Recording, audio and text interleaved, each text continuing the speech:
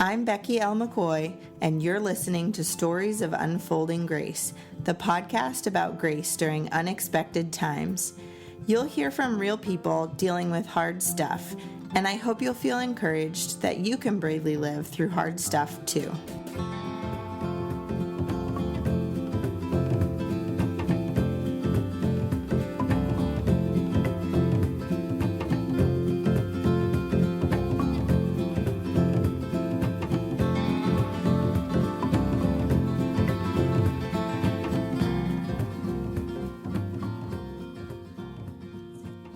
This week on Stories of Unfolding Grace, I'm talking with my friend Christina Herr about her challenging childhood.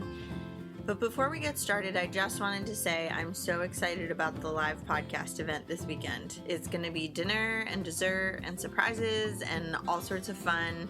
And we're going to record a podcast episode live, so you get a chance to kind of see how that all works. There are still a couple spots left, so you can register at beckylmccoy.com/register or sign up for my email list, beckylmccoy.com/email, so that you don't miss out on any future events. All right, here's my conversation with Christina.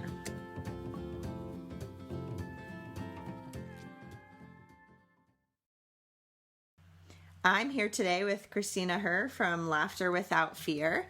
And Christina, why don't you share with us about the really difficult season that we're going to talk about today? Okay, well, basically just my, it sounds kind of big, but my childhood was a pretty difficult season. When I was very young, about 4 years old, I had some time spent in the foster care system.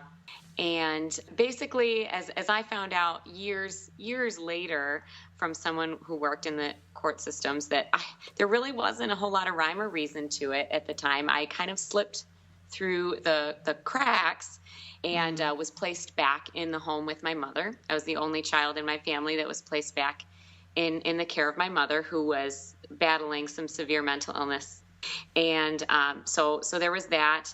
Her and my father were separated, and then shortly after that, when I was 8 years old, my father passed away from a heart attack.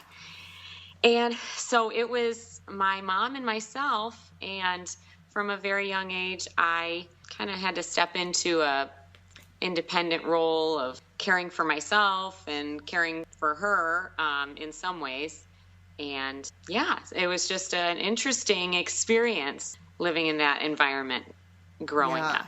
Yeah. So how old were you when you moved back in with your mom? I was about five and a half. So okay. Spent just a short amount of time in the foster care system, and then lived with my grandparents for about a year. And then after that, there was the official custody ruling that I would be going back to live with my mother. So did you kind of feel like a caregiver? Like from that very young age? There are certain memories that I have that really placed me in that role. I remember her being very distant and not very attentive. And, there's a field trip the next day, and I better pack my lunch, even though I'm like 6 or 7 years old, which, right. Hey, I'm year old, and it'd be great if he packed his own lunch. Right, yeah. I get that. Good life skill. Right. But it wasn't like someone was coaching me and, This is how you do that, honey. It was just survival mode. So, yeah, I feel like from a young age, I had to become a little bit more independent. I had a very strong support system in my grandparents, but they weren't there all the time. I mean, I wouldn't have survived if it wasn't for them, but I wasn't there all the time. They couldn't be with me 100% of the time. So yeah, when it was myself at home with my mom, it was a lot of me being independent. So not necessarily caring for her, but caring for me quite a bit. Right. So what different mental illness or multiple mental illnesses did she struggle with? She's always, since before I was born, she was diagnosed with a bipolar disorder.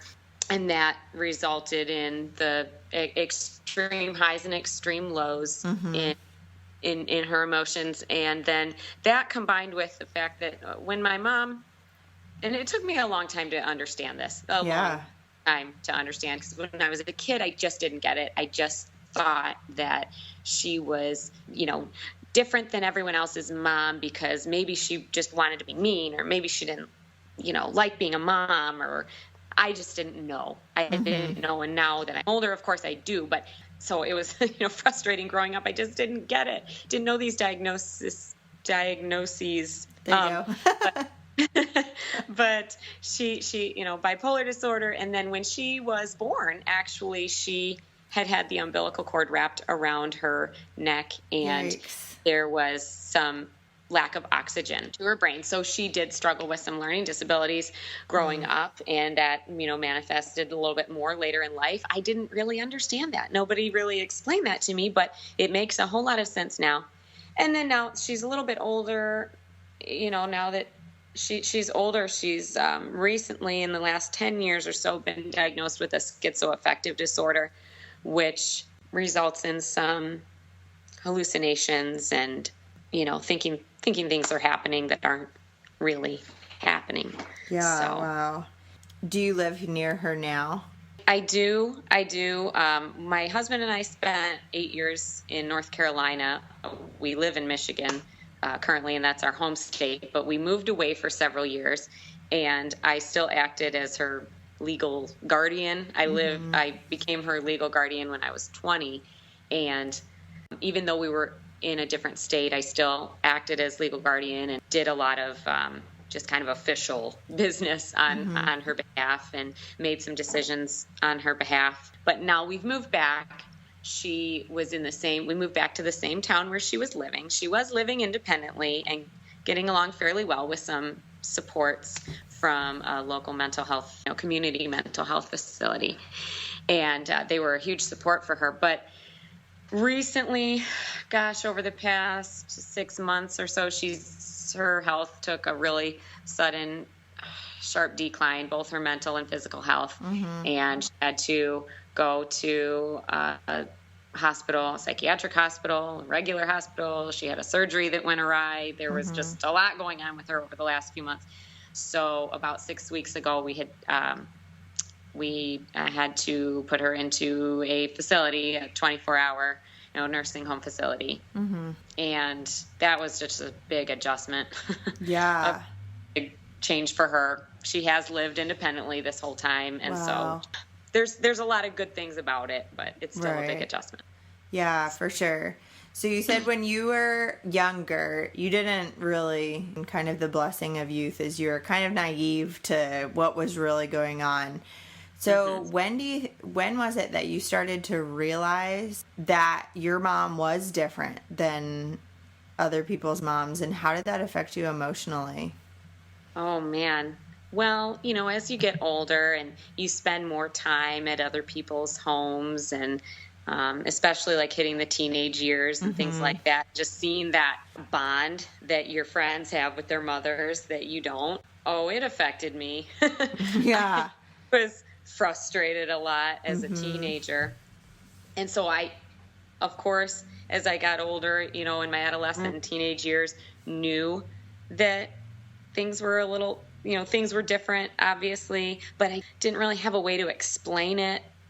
I was kind of, like you said, naive or even ignorant to the fact of like what exactly was going on. And it really took until I was 20 years old. I had just become her legal guardian. No, I was 21. Yeah, I was about 21 years old and had recently become her guardian. And I went with my husband and a big group of friends to this Christian Music Festival in Illinois. We went to it every year. It's called Cornerstone. It was a multi-day festival, and there was a variety of like seminars and different things you could go to throughout the day. And one of them, this was like my third or fourth year attending the festival, and I had never done any of these seminars. I was there to see the bands and support my husband's band at the time and just kind of be groupie like that. And I looked at the schedule, and this seminar was living with a loved one who has a mental illness.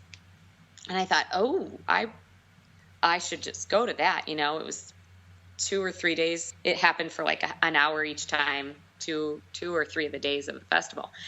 And so I went, and it was led by this small panel of just 2 women who shared their stories, shared how their faith has really just grabbed a hold of them through this experience. One was, it was her daughter had a mental illness, and one was her mother. And I just was like wrecked when I was listening to stories, because I knew my situation was different.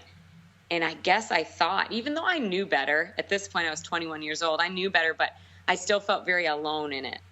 And so just hearing people tell their stories and their experiences just really wrecked me in a good way, because it really helped me to understand that, for one, I'm not alone. Yeah. And for two, because there were some people in the second or third day of the seminar, whatever the last day was, they invited people to come up and share their stories. And, I had a chance to go and share mine, and that was pretty therapeutic.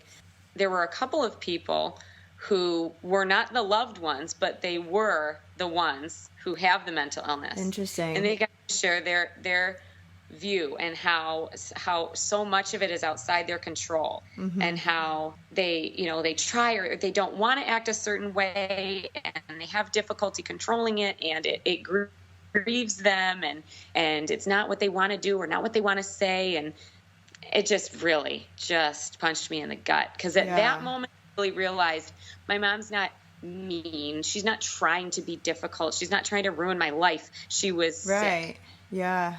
Till that point, I thought it was just, I don't know what I thought it was, but at that point I really realized, oh my gosh, this is an illness, and I need to view it as such, and have compassion on her as much as I would have compassion on any other illness.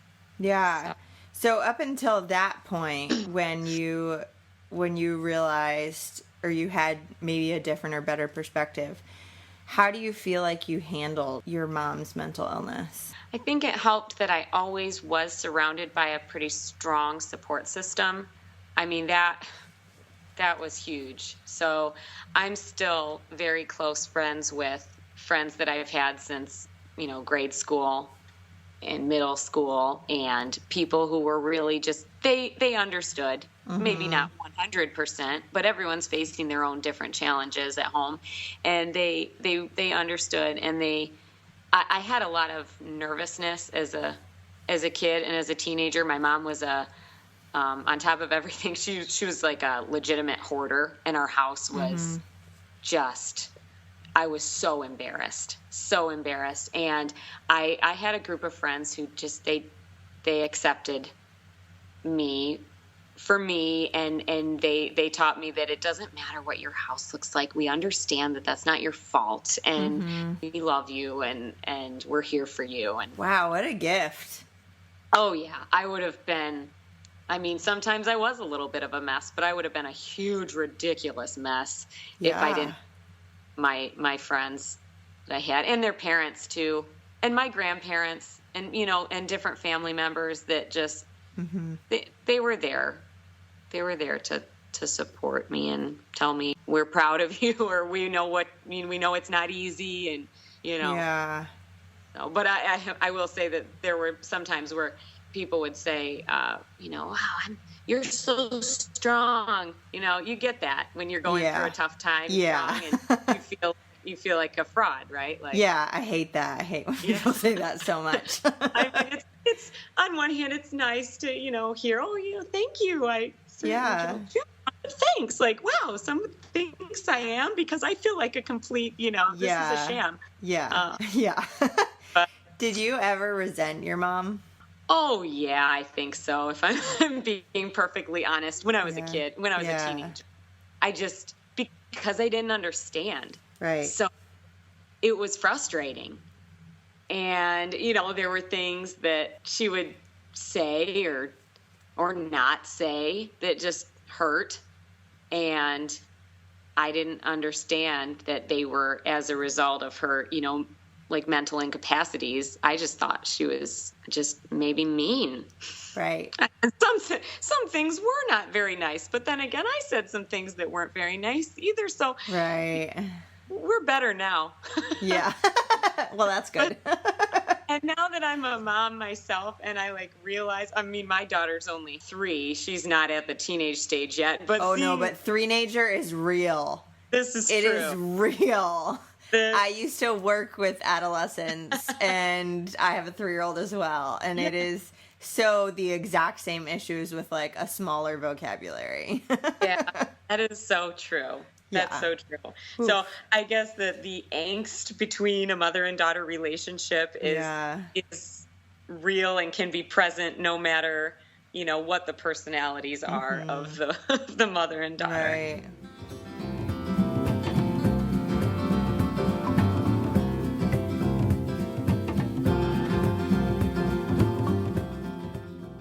I get so excited to see people choosing to live bravely and authentically.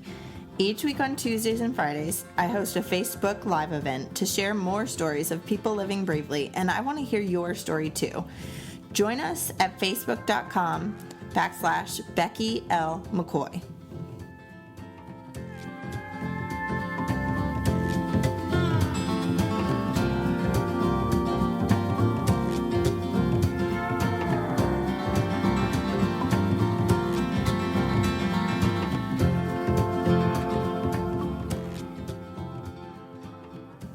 I can only share so much with you here on the podcast, but you can read my story and learn more about living bravely and authentically at my blog, BeckyLMcCoy.com.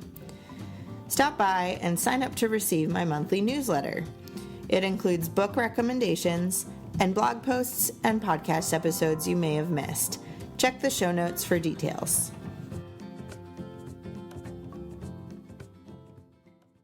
So I'm using this definition of grace being good things that happen during difficult times. And you've touched on it a little bit, but how would you summarize the grace that you saw while you were living with your mom? Like I said, I had so many people that were there to lift me up. And I think that God definitely places people in our lives for very specific reasons at very specific times. And that was just evidence of his grace that I don't think, and I've talked about this before with friends and with my sister, and that we wouldn't necessarily wanted to have had too easy of a life because our challenges do make us who we are. And of course, when we're going through them, we might wish that it was going a different way. But I think God really, really uses those challenges to shape us and to give us certain skill sets and strengths that we would not have had normally. So looking back, I'm very thankful for everything that has happened because it gives me a greater sense of compassion and just awareness of mental illness issues. And it makes me certainly thankful that I stayed in the city that I lived in, and I stayed in the situation I was in because, like I said, I do still have those really close relationships with friends of mine. I met my husband when I was in high school. I have 3 children that are my world, and that wouldn't have panned out that way if, say, at 5 years old, a judge had said, okay, you can live with your grandparents full time, Right. I don't know where I would be and maybe it would have, God takes care of you, I think, no matter what, but it's hard to know if things somehow would have turned out the same or if they would have been completely different or somewhere in the middle.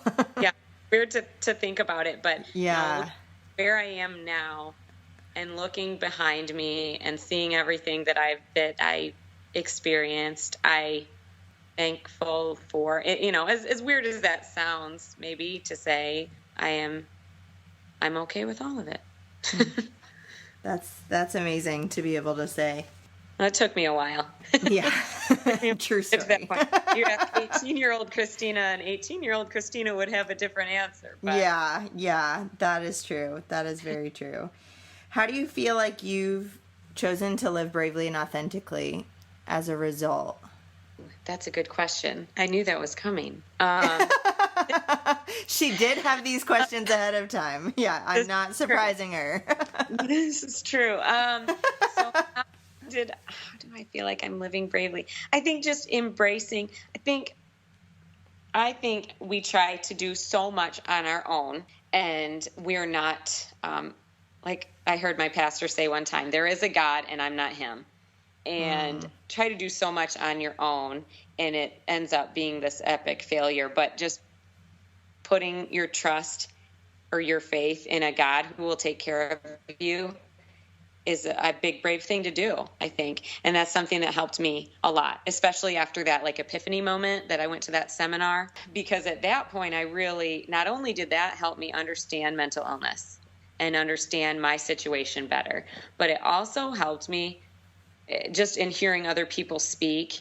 It really helped me realize that God was not just a creator of me and a creator of the universe, but he's a father and someone who really cares deeply for me. So just really laying everything down and putting my faith in him, that helped me a lot. And also talking about it. I didn't talk about it a lot to many people. And as I've gotten older, I found that it's kind of silly to keep your stories hidden. So I think this is the first time, if any of my friends or coworkers or family members are listening to this will probably be the first time they've ever heard me talk as much.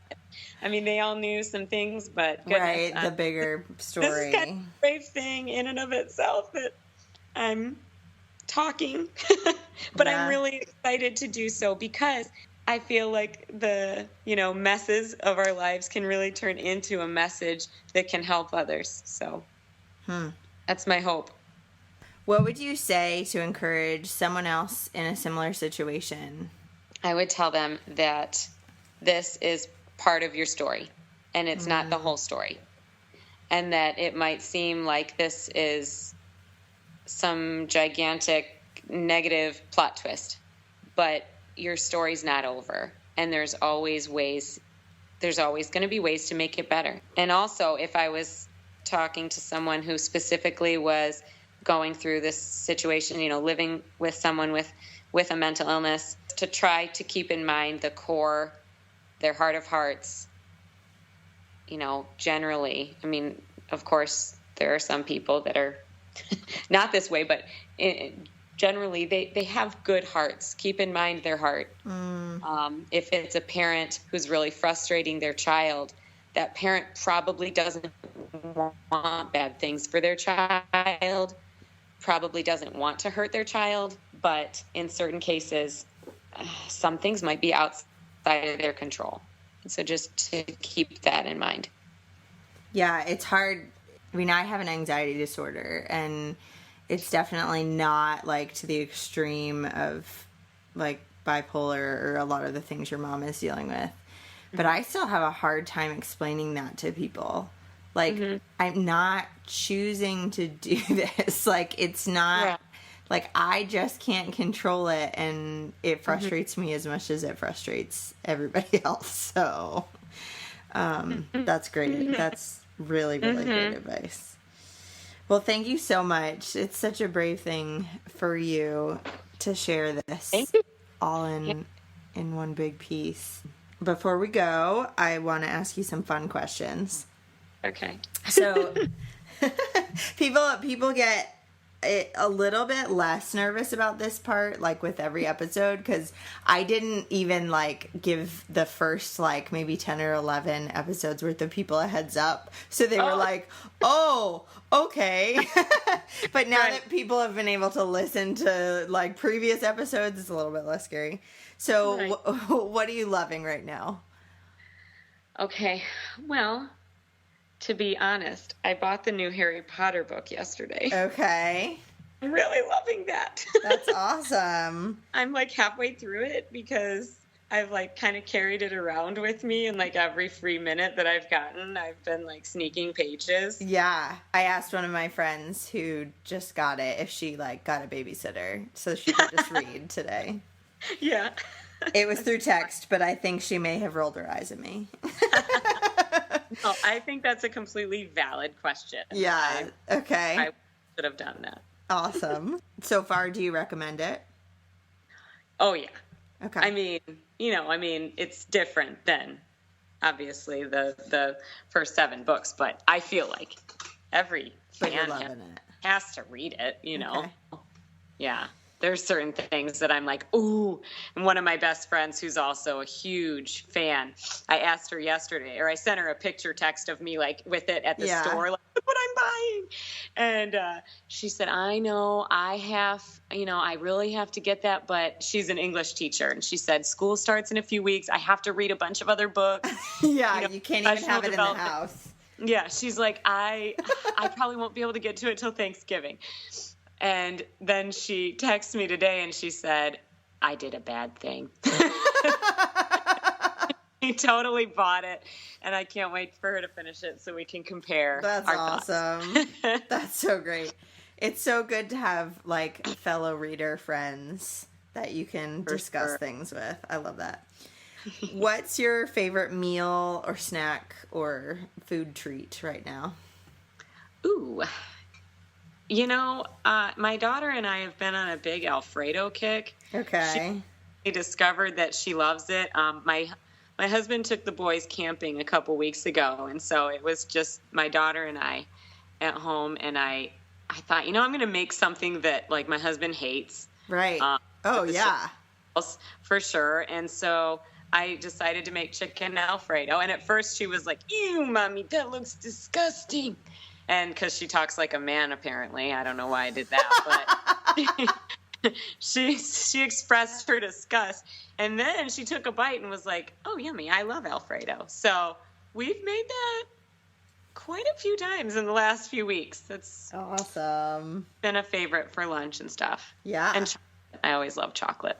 Oh, yeah. My go-to. Yeah, for real. I know I've been doing Weight Watchers, so we don't have like a ton of like that kind of stuff around. Yeah. But we do have the little bowl of like potty M&Ms for when my son goes to the bathroom. So there have been definitely some desperate times where I'm like, okay, just to have a handful of M&Ms, like that'll get me through the day. That's brave right there, because I wouldn't be able to have that in the house. I would just like take the whole...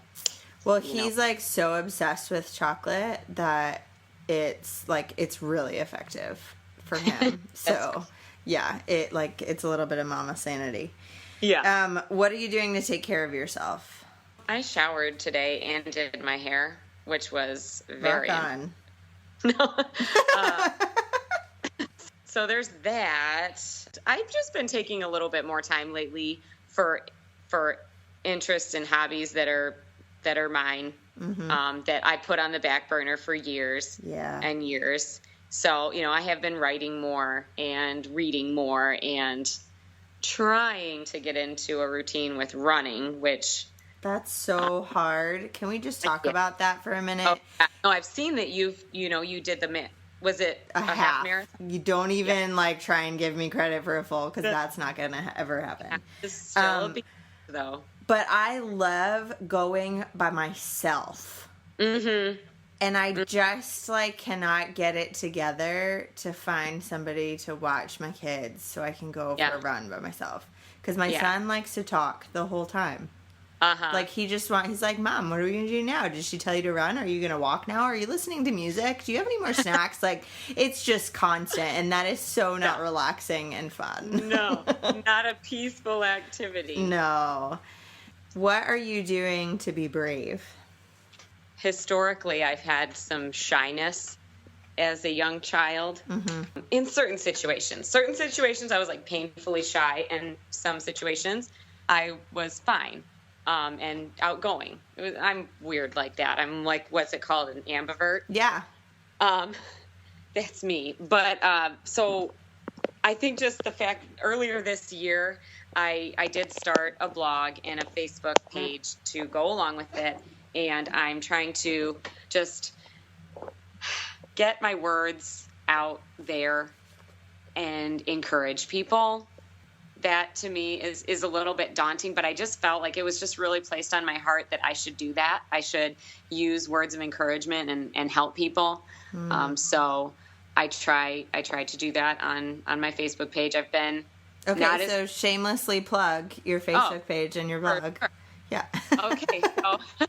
So the blog itself is laughterwithoutfear.com, and I have super great intentions with the blog itself, but I just have not had a gigantic amount of time to devote to consistent posting. So it's something, about once a month I will post. But where I'm most active is on my Facebook page, which is facebook.com/laughterwithoutfear. And I just kind of share my journey as a mom and experiences as a writer. And I have written some encouraging, kind of feel good, freelance writing pieces for some larger, like Huffington Post and things like that. So I share those on the Facebook page, and I'm trying to write, and I also have a weekly vlog series that gets posted on the Facebook page, and that's called Minivan Confessions. And I've seen those. Okay, I'm gonna confess right now that I haven't actually watched any of them, but it looks really cool. So I promise I will actually watch them. I appreciate your honesty and your forwardness. So what I do is, typically when I sit in my van and lock the doors, I can get some peace. And so I just sit in the front seat of my minivan, and I discuss just something that's on my mind as a common topic related to motherhood or parenting. Some of the topics that I discuss are kind of applicable to anybody, but I usually tell some personal stories about it and then provide some encouragement. And sometimes there's a stronger, biblical basis or a verse that I share or something that pertains to it. But that's what it is. So. Okay, so everybody listening, we're all going to go watch Christina's videos. What is it called again? For sure. Minivan Confessions. Minivan Confessions. Okay, I'll put that in the show notes. Oh, thank you. Is it just on your Facebook page, or do you put it on YouTube too? I've been meaning to put it on YouTube for the longest time, but I'm still so new with all this technical. Okay, so we'll look on the Facebook page. Yeah, if you just look in the videos tab, you can see all of them, and they're titled, Awesome. Minivan Confessions episode 1 through, I think I've done 12 or 13. Oh, cool. This week I'm supposed to be, I haven't done it yet, but I'm going to be recording a video that really kind of shares some of what I've shared on this podcast, kind of to give a little bit of a teaser. So. Yeah. Okay. Yeah. Cool. Awesome. Well, thanks so much, Christina, for sharing your story. And thank you so much for having this podcast and this outlet for people to be able to share their stories. I think it's awesome. It's been pretty neat for sure.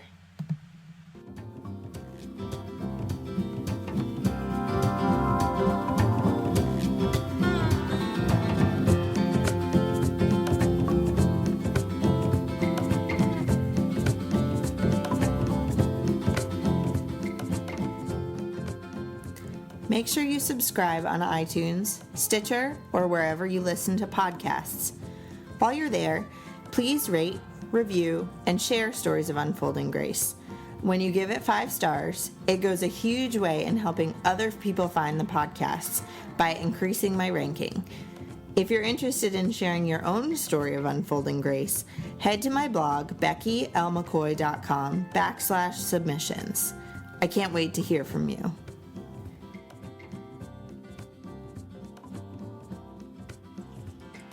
Next week on Stories of Unfolding Grace, I'll be talking with my friend Amy Liebman. She went through an incredibly challenging season in her marriage and ended up getting a divorce. And so next week we're going to talk about what all of that looked like and what it felt like and what it was like to all of a sudden become a single mom to 3 young kids. So that's next week on Stories of Unfolding Grace. Thanks again for joining me. I'm looking forward to next week.